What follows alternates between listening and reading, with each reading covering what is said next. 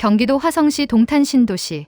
특히 동탄역 인근의 풍경은 지금 대한민국 부동산 시장에 가장 기이하고도 뜨거운 현주소를 보여주고 있습니다.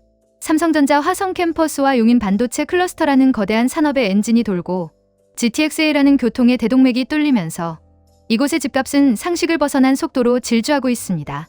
38살의 직장인 김태영 씨는 3년 전 동탄역 인근의 롯데캐슬이 10억 원대를 넘나들 때만 해도 그 가격이 고점이라고 믿었습니다. 하지만 2026년 6월 14일 오늘 그 아파트의 전용 84제곱미터는 무려 22억 2,500만 원이라는 경이로운 신고가를 새로 썼습니다. 김 씨는 3년 전 그 아파트를 닫지 못했던 자신의 결정을 매일 밤 후회합니다. 그런데 더 비극적인 것은 이제 그 가격조차도 시장에서는 매물을 찾을 수 없는 전설 속의 이야기가 되어가고 있다는 점입니다. 왜 이런 세상이 된 것일까요? 기업이 돈을 잘 벌면 그 동네 집값이 오르는 것이 자본주의의 당연한 이치라고는 하지만 20억 원이 넘는 집값을 과연 평범한 직장인들이 감당할 수 있는 것인지, 이 시장은 도대체 누구를 위해 존재하는 것인지 김 씨는 분노와 허탈함을 동시에 느낍니다.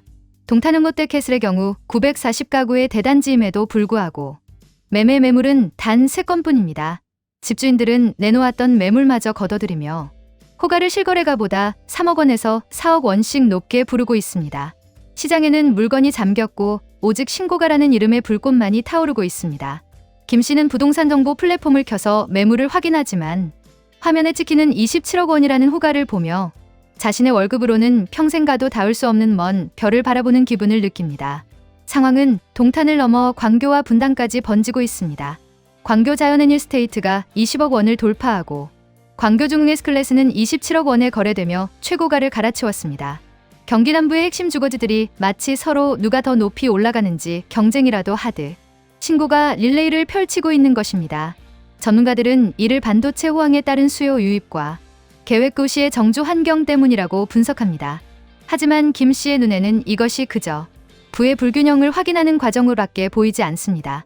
삼성전자와 하이닉스가 기록적인 실적을 낸다고 해서 모든 국민의 소득이 그만큼 오르는 것은 아닙니다. 하지만 집값은 그 실적을 담보로 혹은 그 미래 가치를 담보로 우리 세대의 근로소득을 아득히 뛰어넘어 버렸습니다. 이 지점에서 우리가 주목해야 할 것은 바로 영끌의 참혹한 규환입니다. 김 씨의 지인인 박준석 씨는 2년 전 동탄의 상승세에 편승하기 위해 무리하게 대출을 일으켜 아파트를 매입했습니다. 박 씨는 대출 이자만 한 달에 수백만 원을 냅니다. 그는 자신의 본업인 IT 개발자로서 받는 월급의 대부분을 은행 이자로 상납하고 있습니다. 그는 자신이 집을 산 것인지 아니면 30년짜리 노예 계약을 맺은 것인지 혼란스러워합니다. 집값은 22억 원을 찍었지만 박 씨의 통장은 매달 마이너스를 기록합니다. 그는 지금 행복합니까? 집값이 올라서 당연히 행복해하겠죠. 하지만 그의 삶을 그렇게 좋지 않습니다. 그는 매일 아침 부동산 앱을 확인하며 자신의 집값이 얼마나 올랐는지를 통해 자존감을 확인하지만 정작 현실의 삶은 대출 이자의 굴레 속에서 질식해 가고 있습니다. 이것이 과연 정상적인 시장의 모습일까요? 정부는 동탄의 과열을 예의주시하고 있다고 말합니다. 투기과열지구나 조정 대상 지역 지정 가능성을 검토 중이라는 뉴스가 매일같이 쏟아져 나옵니다. 하지만 정책이 발표될 때마다 집값은 규제단에 사야 한다는 신뢰와 맞물려 또다시 폭등하는 역설이 반복됩니다. 김 씨는 생각합니다. 도대체 언제까지 이 미친 상승장이 이어질 것인가? 그리고 누가 이 거품의 마지막에 남겨질 것인가? 22억 원이라는 가격은 이미 실거주를 위한 집의 가치가 아닙니다. 그것은 미래의 가치까지 몽땅 끌어다 쓴 언젠가는 터져야 할 거대한 거품의 지표입니다. 기업의 실적이라는 튼튼한 토대 위에서 시작된 상승이었지만 지금은 그 토대와 상관없는 투기적 수요와 불안 심리가 시장을 지배하고 있습니다. 박준석 씨 같은 영끌족들은 지금 벼랑 끝에 서 있습니다. 세제 개편안이 발표되고 추가 규제가 들어오는 순간 그들이 짊어진 70%의 대출은 그들을 파산으로 몰아넣는 기폭제가 될 것입니다.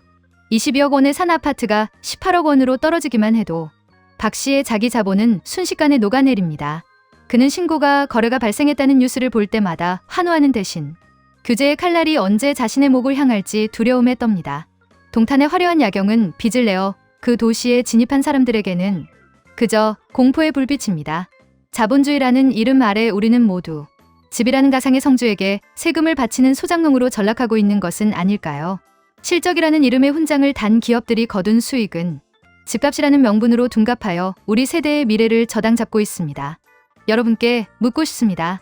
22억 원이라는 동탄의 신고가, 그리고 그 뒤에서 매달 이자 지옥을 견디고 있는 박준석 씨와 같은 분들을 보며 여러분은 무엇을 느끼십니까? 집값 상승은 기업의 성공 때문인가요? 아니면 인간의 탐욕이 만들어낸 거대한 착시 현상인가요? 여러분이 지금 살고 있는 동네의 집값은 과연 여러분의 소득과 비례하고 있습니까?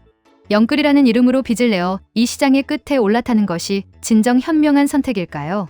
아니면 이 광풍이 멈출 때까지 기다리는 것이 최선의 방어일까요? 2026년의 대한민국은 집이라는 거대한 성을 짓기 위해 수많은 젊은이의 피와 땀을 요구하고 있습니다. 우리는 지금 부동산이라는 비정한 자본주의의 성 위에서 위태로운 줄타기를 하고 있습니다. 김태형 씨는 오늘도 앱을 켜서 호가를 확인합니다. 27억 원이라는 숫자가 화면에 떠 있습니다. 그는 그 숫자를 보며 좌절합니다. 그 좌절은 그가 부족해서가 아니라 이 세상이 노동의 가치를 부동산이라는 신기루에 완전히 종속시켜 버렸기 때문입니다. 여러분, 제발 기억하십시오. 집값은 그 누구의 삶도 대신 사라지지 않으며 여러분의 행복은 22억 원짜리 등기부등본 속에 존재하지 않습니다. 오늘 하루도 빚의 무게를 견디며 치열하게 살아내느라 정말 고생 많으셨습니다. 부디 오늘 밤만큼은 치솟는 동탄의 집값에 대한 열등감도, 영끌로 인한 불안감도 있고 아주 깊고 평온한 잠을 주무시길 진심으로 기원합니다. 여러분은 지금 어떤 선택의 기로에 서 계십니까? 김태형 씨의 좌절과 박준석 씨의 비명이 섞인 이 현실 속에서 여러분은 과연 어떤 길을 걷고 계십니까? 여러분의 날카롭고도 현실적인 분석과 조언을 댓글로 공유해 주십시오. 여러분의 이야기가 곧 우리 시대에 살아있는 기록이자 누군가에게는 이 폭풍우를 헤쳐 나갈 소중한 나침반이 될 수 있습니다.